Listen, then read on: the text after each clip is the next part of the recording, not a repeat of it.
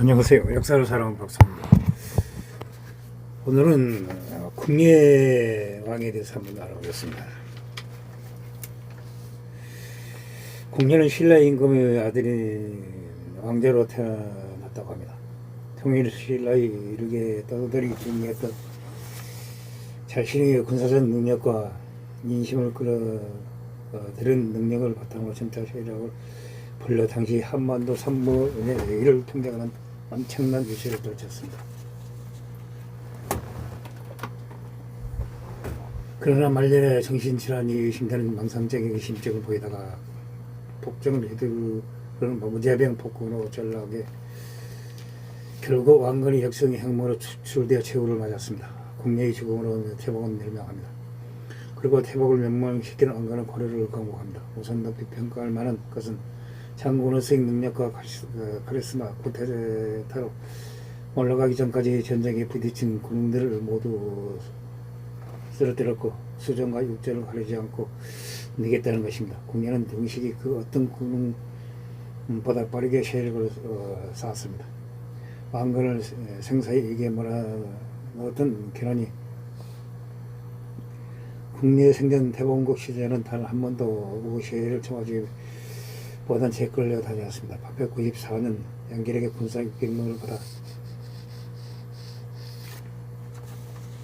명주 이순식으로부터 기부를 받아냈습니다. 898년 성곽의 토부에 왕을 칭하기까지 겨우 4년 남짓이었습니다. 신라 궁유대 장으로서 신라가 일성 육성한 쟁의 부대를 들고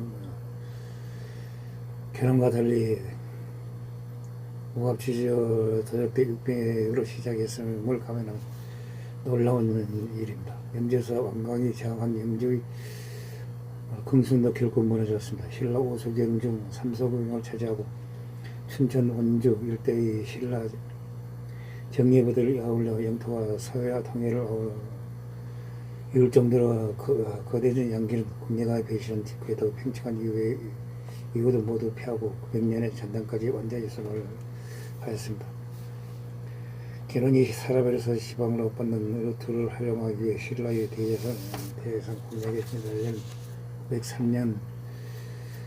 903년경 해군 대장군 왕건을 시켜 나주를 점령해 백제의 등 뒤에 비수를 꽂았습니다. 단순히 왕건에게 맡겨둔 한 것이 아니라 910년 본인이 직접 나주까지 나가 수잔을 이끌었음을 확인되었습니다.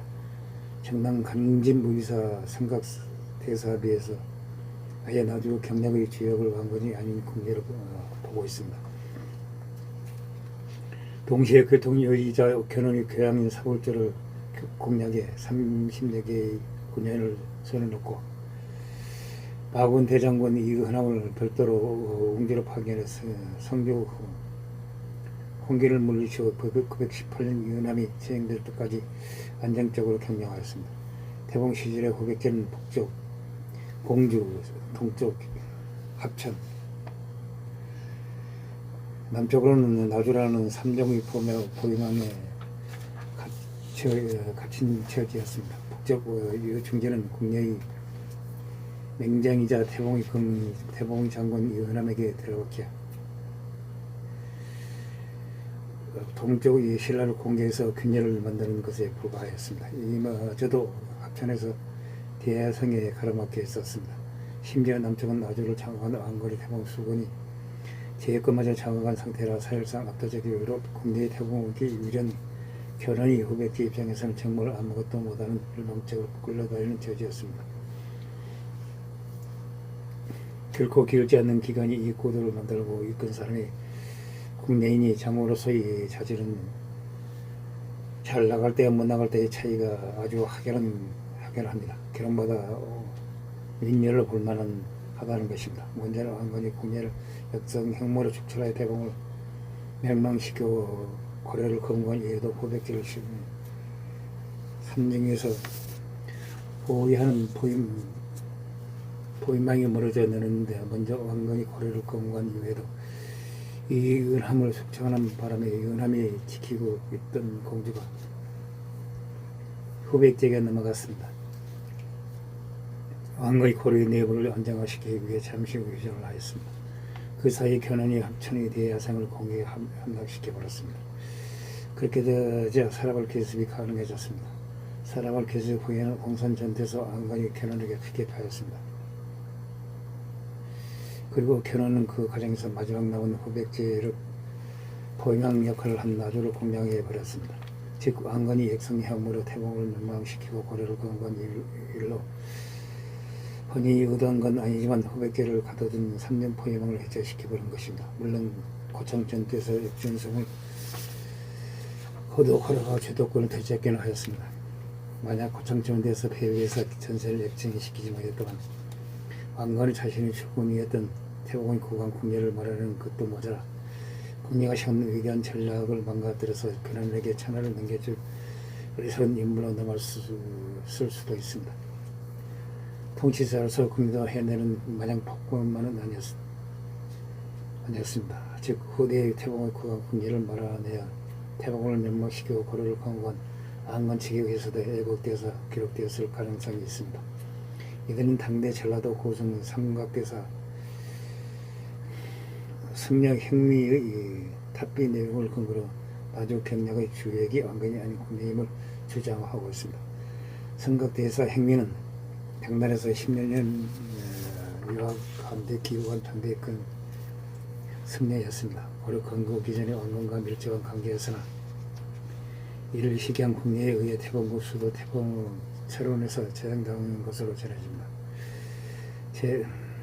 제 교수는 비문 내용을 정밀 판독한 결과 10세기 나주 등 전라도 지역을 원정하고 비석의 주인공 삼각대사를 태봉국에 내려간 이는 삼국사기 등 사서에 전해진 안건이 아니라 궁예라는 사실을 확인했다고 밝혔다. 그러나 새로 밝혀진 사실은 달랐다. 태봉의 국왕 궁예는 912년 8월 직접 군대를 이끌고 나주와 무주를 전라도 남부 지역을 공략하였다. 그뿐 아니라 또 다른 백경대사의 비밀을 통해 908년에도 궁예가 전남 남부를 직접 공략하였다. 무주 근처에서 응거하던 경비를 만나 군대 요청으로 태봉의 수도로 갔다는 점이 파악되었다. 두 비문은 기존 서서보다 먼저 기록된 1차 자료이다. 이 자료들을 나주와 무주에 대한 공략 계획과 시효를 공략하였다. 안건의 효과는 그다지 크지 않았다는 것을 보여주고 있다. 후대의 자료들을 안건의 효과를 실제보다 과장하여 기록했다는 점은 추측할 수 있다. 궁예에 관해서는 기성이 불가하는 다른 도적 신화가 결합된 불교 사상의 측면이 강한 것으로 보고 있다. 하지만 궁예는 승려 행미와 경류의 예처럼 선정 승려들에 대해 우대의 정책을 폈다. 특히 궁예가 미르부를 자처하고 승려들을 탄압했다는 것은 승려 행미의 비문에서 어떤 언급도 없다는 점이다. 안건이 선정 승려들에 대한 우대는 궁예의 정책을 이어받았을 가능성이 없다는 점이다. 삼국사기의 고려사 등의 왕건의 업적으로 제시하는 태봉의 남부 공략은 후대의 왕건의 업적을 선양하고 고려 왕족의 정당성을 강화하는 과정에서 궁예의 역할이 세워졌다고 봤다. 궁예가 부인 강씨와 그 두 아들의 목숨을 거둔 것은 당시 호족 중에서 궁예의 중앙 집권에 가장 반대하는 세력이 강씨 친정이었다. 게다가 궁예만 이런 것도 아니었거니와 전 세계적으로 상당히 흔하게 볼 수 있는 일이었다. 또한 이들은 강씨와 그녀의 두 아들을 압시하여 순검을 설치해 호족들이 군권을 뺏으려던 궁예의 왕권 강화에 저항하였다. 역사학자들 사이에 추측이 있었고 불교 고승들은 측정하는 일과 회계에 망측한 불경을 조사하는 것도 당시 교정에 익숙한 불교계에 선종을 전파하는 갈등으로 주장하는 사람도 있다. 더구나 궁예의 호족과 공신 숙청은 다른 왕족에게서도 보는 왕권 강화의 일환이었다. 태조 안건이 고려를 건국한 이유도 광정에 등극하여 개혁할 때까지 고려 왕실과 조정의 호족과 외적 공신들로 인한 심각한 혼란의 종묘 사실이 이어받을 정도로 만만치 않았다. 호족과 공신 문제를 진정시키기까지 많은 노력이 있었다. 이러한 사례를 보면 오히려 국내의 공식 참가 미륵불 자체 행동은 당시 백성들의 삶을 애매한 기득권층과 정교계에 대한 국내의 개혁 정치의 일환을 볼 수 있다. 물론 우리가 당시에 살았던 사람들이 아닌 만큼 당시 상황에 정확하게 판단하는 것은 어려운 일이다. 조선의 상서문의 국내는 일경의 토지에서 육석을 세금으로 수취하였으며 이에 반해 왕건은 천하통법인 10분의 1세를 기준으로 일부의 토지에서 삼성을 수취하던 것이다. 여기에서 국내와 왕건의 세금 부과 기준이 경과부로 단위 기준이 상이함에 창안하였다. 국내는 토지를 많이 경쟁하는 호족고 호족의 관만에게는 맞는 수치를 하였으나 일경 이하의 토지를 경쟁하는 농민은 면시를 해줬다. 이에 비해 왕건은 10분의 3세를 10분의 1세로 감면해준다는 조치를 표방하였으나 이것은 오히려 토지를 많이 경쟁하는 호족과 호족의 관만에게는 유리한 조치였으나 토지를 적게 경쟁하는 농민들에게 불리한 조치였다. 국내의 면세 조치 혜택을 받은 농민은 어느 정도였을까 알아보기 위하여 국내의 전제 권력 강화에 대해 먼저 살펴봤다. 국내가 미륵관시법을 통하여 전제 권력을 강화하면서 호족들은 농민 직접 지배권을 점차로 중앙정부로 귀속시킴에 따라서 면세 혜택을 받은 그 농민들도 점차로 증가하게 된다. 성곽대사비의 전라도 지역을 원정한 후 성곽대사를 태봉으로 모셔간 인물로 나오고 있는 대왕은 지금까지 고려태조 왕건으로 생각되었지만 뒤인물이 전후 맥락을 고려할 때 태봉의 호황이던 국례로 확인된다. 후에 성곽대사를 지향하는 대왕과 두 인물을 봐야 하기 때문이다. 성곽대사비에 의하면 대왕 즉 국녀는 912년 8월 직접 군사를 이끌고 나주와 모주 등 전라도 남부 지역을 공략하였으며 일정한 성과를 거뒀다. 이런 국녀 신장 사실은 승려 행위와 함께 원거 도부의 문화에서 도응의 문화에서 수학했던 승려 경륜 행적을 기록한 북경 대사비의 내용을 통해서도 확인된다. 당시 전라도 지역에서 생활하고 있었던 승려 경륜 역시 이 지역의 원정원 공례를 따라 태봉의 수도로 이주했던 것이다. 이들 자료를 볼 때 현재 삼국사기와 고려사 등에서 왕거리 옆쪽으로 노사되고 있는 태봉의 전라도 남부 지역 경쟁은 실제로는 공략이 직접 지하에 행해졌던 작전이었음을 알 수 있다. 후대 태조 왕거리 옆쪽을 선양하고 고려 왕정의 장명성을 방어하는 과정에서 국내의 역할이 지어졌던 것이다. 성곽대사비와 북경대사비에 보이는 국내의 삼정승려에 대한 후대의 조치는 국내의 불교 정책에 대해서도 재검토하게 된다. 지금까지 국내의 불교 정책은 주로 미륵신앙이나 턱적신앙 등의 신비적 신앙과 관련하여 이에 대해 아직은 두 비문의 내용으로 볼 때 국내는 선정에 대하여 적극적인 태도를 취한 것으로 보인다. 한편으로 고려태조 왕건의 종교 정책이 특시하고 생각된 선정 승려에 대한 적극적인 보습 정책도 실제로는 전임적인 국내의 정책을 개선한 것일 가능성이 높다고 보인다. 성곽대사비는 남을 초 10의 불교사는 물론 정치적 통행을 보여주는 중견차로서 이미 많은 연구들에 활용되었다. 하지만 해석상의 작은 착각으로 인하여 자료가 담고 있는 정보가 온전히 파악되지 못하였다. 이 자료는 후대의 사서에 말살되어 버린 국내의 행적을 보여주는 귀중한 자료로 평가될 수 있다. 보다 면밀히 새롭게 검토되어야 할 것이다. 후 삼국시대의 국내는 왕건보다 막강한 관력을 가졌음에도 불구하고 왕건에게 정치적으로 패배함으로써 역사 속에서 부정적인 인물로 되어왔다. 왕건이 고려를 검거했는데 가장 걸림돌이 됐던 인물이 국내라는 점을 감안할 때 역사교에서 볼 수 있는 국내의 부정적 이미지는 이긴 자의 편에서 의대적으로 만들어졌을 가능성이 높다. 반면에 국내가 태평국을 세워 통치했던 저런 지역에 구전되는 싫어하는 서로하는 국내에 대한 상반된 가치 평가를 수반한다. 다양한 모습으로 전승되어 오고 있지만 대체로 국내를 긍정적으로 연민으로 바라보는 시각의 지배적이다. 이런 이유 때문에 국내에 관한 진실을 규명하기 위해서 국내의 관련 역사 기록은 재제명할 필요가 있다. 아울러 국내에 관한 고전의 설화 역시 설화에 대한 새로운 인식과 함께 그 문명의 의미를 깊이 있게 살펴볼 필요가 있다. 국내의 왕건에게서 유산 탄생의 이야기를 볼 수 있다. 국내의 신비로운 탄생은 상스럽지 못한 지형으로 판단되어 국내의 불행한 삶의 근거를 작용하고 왕건의 경우 전쟁적인 영웅의 탄생을 판단된다. 유산 탄생 벼에 대한 이런 상연 예상은 역사가 이긴 자의 기록이라는 점을 증명하는 예이다.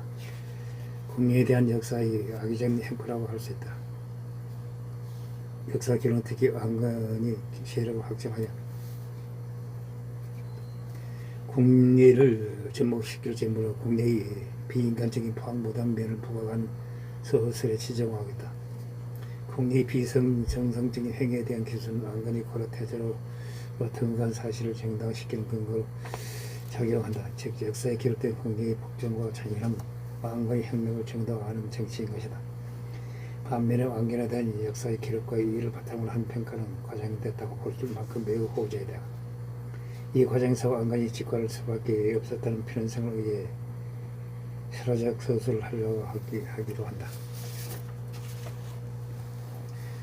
그러나 철원지역 국내 관련 고전 설화의 전승자들은 역사에 기록된 국내의 복장이라든가 백성에 의한 비참한 최후를 맞았다는 호평을 인정하지 않고 있다. 호평에 대한 이런 부정은 그런 지역에서 국내는 나라를 잡다가 몰락하고 패배한 인물이지만 백성들의 편을 들어줄 민족의 영웅으로 인식됐던 측면이다. 사실을 보여주고 있다. 국내의 죽음을 비장한 영웅의 비장한 죽음으로 승화시키고 또한 국내가 태몽고 신라 시대의 신분이 장병이었던 골품제들을 없애고 백성들의 능력에 따라서 능명했다는 논평에 가까운 전승자들의 진술은 국내에 대한 진정한 역사적 진실 실상스럽게 할 수 있다는 단초를 제공하고 있다. 국내가 직접 낮에 간 것이 사실이라고 해도 나중에 통일이 될 때까지 고려와 후백제 간의 공방전이 수차례 있었던 지역이다. 903년, 909년에 걸쳐 왕건이 점령한 지역이기 때문에 912년에 국내가 직접 한번 침략했다고 해서 왕건이 갑자기 죄가 부정되는 것은 아니다. 지역들이 국내에 대한 일부 호의적인 민간센수가 국내의 신앙을 가지고 국내가 복군이 아니고 비운의 창화개혁군이라고 주장한 건 역시 설득력이 떨어진다. 국내가 아직 강비와 두 아들을 살해 목적이 왕권 강화를 위해서였다 하더라도 결과적으로 국내는 공포 절진의 정치를 펼쳤음에 그 과정에서 관심법을 이용한 자의적인 법 집행과 공포 정치의 폐쇄 호족들을 통제하는 데 실패하였다. 반면 그 숙청의 과정에는 자신의 친위 세력을 육성하는 방법은 고작 청주를 비롯하여 중앙에서 먼 옛 백제계 세력들에 대한 고대 정책 정도였다. 명종의 순식은 여전히 독립제 제후 수존의 권력을 누르고 있었다. 게다가 자신의 후계자들까지 신을 말려고 했다. 후사회가 다시 보면 된다고 생각할 수 있지만 강비가 죽은 915년 국내의 나이는 이미 46세다. 갓난 아기를 후계자로 육성시킬 국내의 수명 자체가 그리 많이 남지 않은 상황에서 어느 정도 성성한 정비 소생이 아들 둘을 스스로 죽여버린 것이다. 적자들을 모조리 죽여버렸다는 점에서 태자를 핍박했지만 끝내 죽이진 않는 고려 광명과 비교된다. 강비를 숙지하는 명분이 간통인 것 자체가 국내의 권위를 성산시키는 행동이다. 더군다나 국내가 피해서 호족들을 견제하기 위해 강비를 숙청하고 자녀들까지 제거하였다면 새롭게 밀어주는 세력이 있어야 한다. 예컨대 청주 호족들의 딸을 새로운 정비로 세웠을 텐데 국내는 그런 조치를 취하지도 않았다. 정비가 그렇다 치더라도 후계자인 적자들까지 모두 지켜할 정도의 위협에 시달리는 국내의 태몽 왕조가 백성의 지지를 얻을 수는 없었다. 정당한 어린 호사를 살해한 군대 측의 민심이 고운 경우는 드문 일이다. 국내에 신광, 청광을 제한 다른 사생아가 있었다는 기록은 없다. 국내가 새로운 후계자를 실장했다는 기록도 전혀 없다. 아마도 왕자 신광, 청광을 뒤를 이은 후계자는 지정되지 않았던 것으로 보인다. 당장 다른 대안도 없는 상황에서 후계 고도를 박살내고 후계자를 모델에 지어버린 상황이 안건을 성상시킬 우려에 비하면 왕비, 강비, 숙청 명문이 간통이라는 것은 차라리 사소한 것에 불과하다. 실제로 안건이 반란을 일으켰을 때 바로 왕위를 차지할 수 있는 여건을 마련해줬다. 공리가 아무리 폭정을 했어도 명주나 청주의 지지 세력이 남아있던 만큼 원래대로라면 반란 세력도 왕자를 옹려하는 작업을 했어야 했겠지만 후계자들이 모두 국내에게 직접 죽으면서 자연스레 인지하지 않는 지상인 왕건이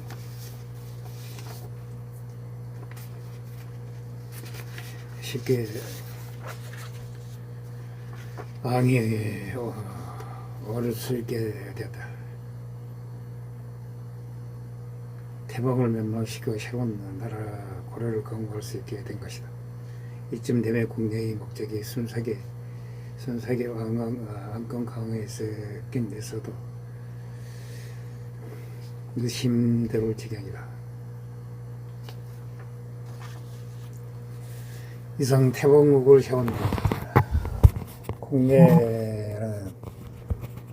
왕에 대해서 알아봤습니다.